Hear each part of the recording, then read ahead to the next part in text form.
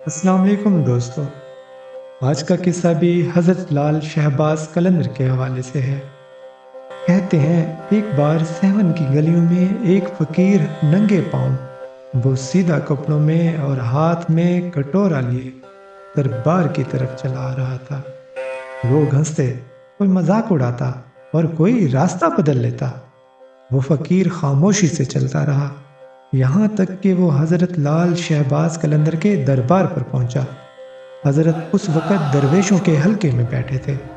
فقیر نے آ کر سلام کیا اور کہا، یا قلندر، میرے پاس کچھ نہیں، صرف ایک دکھی دل ہے، کیا یہ بھی قبول ہے؟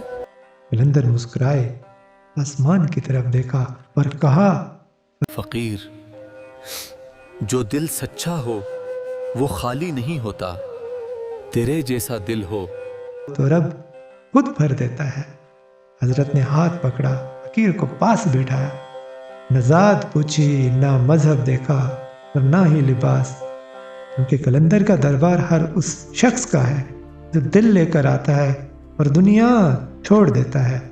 کہتے ہیں وہ فقیر بعد میں ایک درویش بنا جس کا نام آج بھی سیون کے آسمانوں میں جھومتا ہے۔ یہاں نہ اونچ نیچ ہے، نہ ذات اور نہ دھرم، یہاں صرف عشق ہے اور وہی قلندر کی پہچان ہے۔ اسی لیے کہتے ہیں دما دم مست قلندر، سخی لال شہباز قلندر۔